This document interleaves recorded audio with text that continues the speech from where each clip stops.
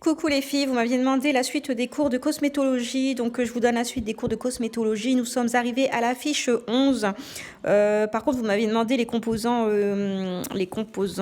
hydrophiles, il me semble. Alors je tourne. Vous m'avez demandé les composants hydrophiles, il me semble, alors qu'on n'avait pas vu les composants. Oui, vous m'avez demandé les composants hydrophiles, mais ça c'est après les composants lipophiles.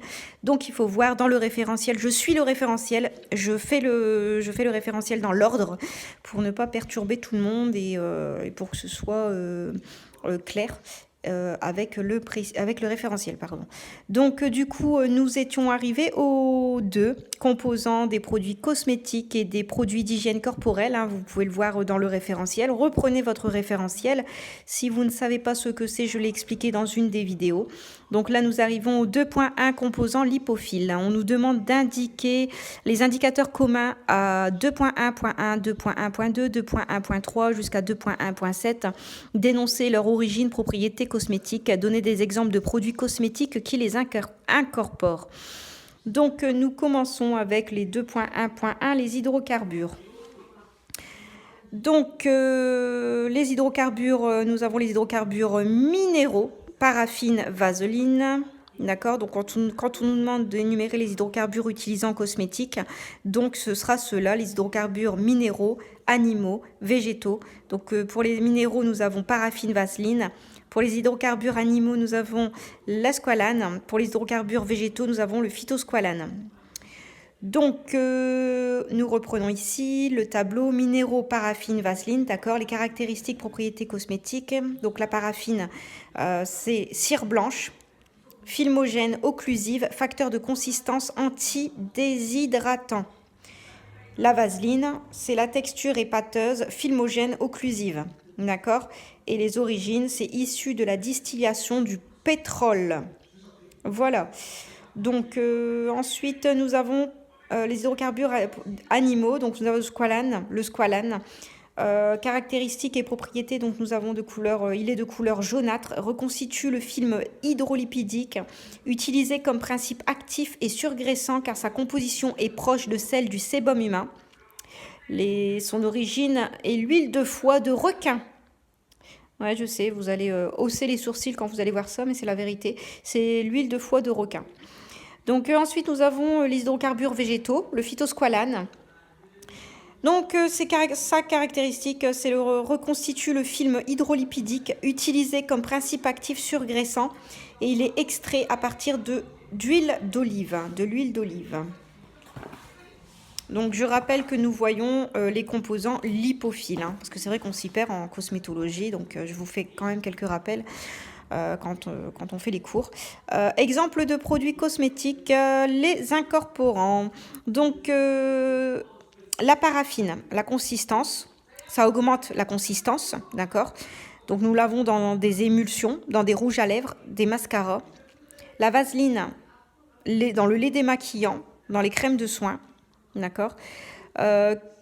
Crème de soins visage et corps pour peau sèche et très sèche. Donc là, on parle de la squalane, d'accord, de la squalane. Donc on le trouve dans les crèmes de soins visage et corps pour peau sèche et très sèche. Et ensuite, pour les hydrocarbures végétaux, hein, le phytosqualane, nous le trouvons dans les crèmes pour soins visage et corps pour peau sèche et très sèche également, forcément. Hein, tous ces produits-là sont à base d'huile. Vous voyez bien l'huile de foie de requin, hein, pour le squalane et le phytosqualane, l'extrait à partir de l'huile d'olive, donc voilà, forcément, hein, c'est pour peau sèche et très sèche. Retenez ça comme ça. Donc ensuite, 2.1.2 dans le référentiel, nous avons les silicones. Donc nous avons le diméthicone, cyclométhicone et phénylméthicone. On nous demande d'identifier sur la formulation d'un produit cosmétique la présence de silicone. C'est simple, on va vous donner certainement les ingrédients d'un produit cosmétique, on va vous demander de nommer les silicones dans ce produit. Eh bien, c'est pas compliqué. Lorsqu'il y a dans le nom 3 petits points et méthicone à la fin, 3 petits points après, d'accord. Donc, tant qu'il y a méthicone dans le nom, c'est qu'il y a des silicones. Donc, vous soulignez ce nom-là, c'est que c'est un silicone.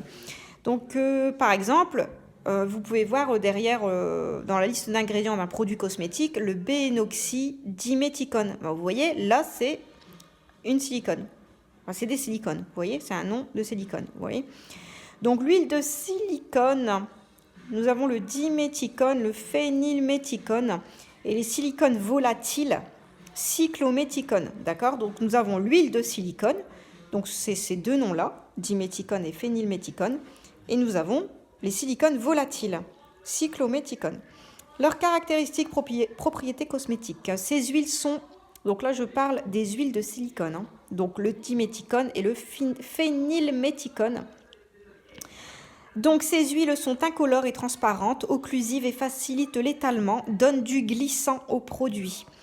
Ensuite, pour les silicones volatiles, donc c'est-à-dire le cyclométhicone, l'huile incolore et transparente, agent conditionneur de la fibre capillaire, donc souvent pour démêlant, d'accord, et s'évapore vite en laissant un film mince. Donc ouais, effectivement, pour les démêlants, pour les produits capillaires. Donc de toute façon, on voit des exemples de produits cosmétiques là, qui les incorporent. Donc pour les huiles de silicone, nous avons les crèmes pour les mains, le fond de teint, oui, il y en a dedans. Dans le fond de teint, il y a du silicone. Et par exemple, pour le silicone volatile, nous avons l'après-shampoing et les produits de mise en forme des cheveux. Utilisé aussi pour diminuer le temps de séchage des vernis à ongles et utilisé dans les produits de maquillage résistants à l'eau, c'est-à-dire les maquillages waterproof, pour leur pouvoir isolant. D'accord? Donc leur origine, composée de synthèse obtenue à partir de silicone, composé d'origine minérale. Et on dit composé de synthèse obtenue à partir de silicium, pardon. Non, je vous zoome le mot, silicium. D'accord? Et le silicium est un composé d'origine minérale. 2.1.3, les alcools gras et les acides gras. Les alcools gras, donc nous avons les saturés qui sont solides et les insaturés qui sont liquides. Donc quand on nous demande les caractéristiques, c'est bien ça les caractéristiques. Nous avons les alcools gras saturés, leurs caractéristiques c'est les solides, c'est qu'ils sont solides, et les alcools gras insaturés, c'est qu'ils sont liquides. D'accord? Donc l'utilisation en cosmétologie, en cosmétique pardon, pour les produits cosmétiques, sont les crèmes de soins onctueuses ou les mascaras même. Donc les alcools gras saturés sont des alcools stéaryliques et cétyliques. Et les alcools gras insaturés sont les alcools oléiques.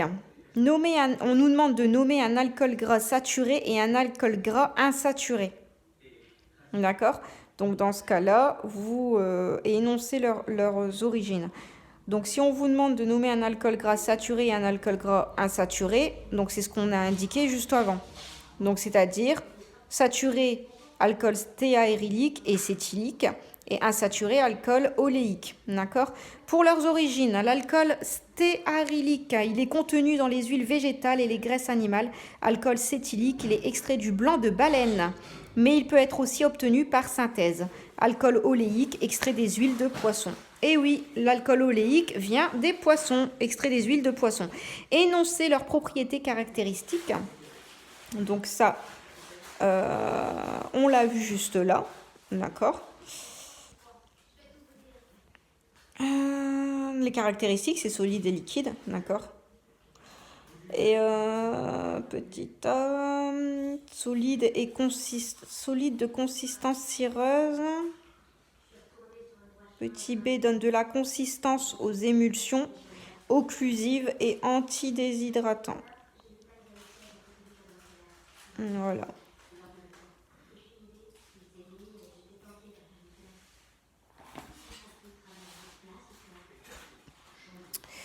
Alors, les alcools gras saturés sont moins sensibles. Les alcools gras insaturés sont plus sensibles à l'oxydation et au rancissement. Les acides gras, les caractéristiques. Donc, les acides gras saturés et insaturés. Donc, saturé, c'est solide. Insaturé, c'est liquide. Les acides gras saturés sont des acides stéaryliques. Je vais vous zoomer parce que j'ai un peu de mal, là c'est le soir, je vous fais les fiches. Je suis KO, je rentre de stage, justement je fais mon stage dans un institut et voilà. Acide stéarique, hein, d'ailleurs je peux vous dire comment se passe le stage si vous le souhaitez. Je ferai une prochaine vidéo peut-être pour ça. Donc les acides gras saturés, nous avons les acides stéariques et palmitiques. Et les acides gras insaturés, nous avons l'acide oléique. Nommer un acide gras saturé et insaturé, donc ça c'est fait. Énoncer leur origine. Donc l'acide palmitique, c'est l'huile de palme. Tout le monde connaît l'huile de palme avec le Nutella. Donc voilà, l'huile de palme. Acide palmitique, c'est l'huile de palme. Et acide stéarique, c'est le suif, graisse du bœuf. Graisse de bœuf. Acide oléique, c'est l'huile d'arachide. Tout le monde connaît ça aussi, l'huile d'arachide. Donc arachide, acide oléique, c'est l'huile d'arachide. Voilà. Caractéristiques et propriétés. Les acides gras saturés, d'accord, ils sont là pour... c'est des épaississants, d'accord. Donc cire blanche de consistance solide à température ambiante et donne de la consistance aux émulsions. Les acides gras insaturés sont des ingrédients actifs dans les crèmes régénérantes. Liquide à température ambiante utilisé comme principe actif réparateur.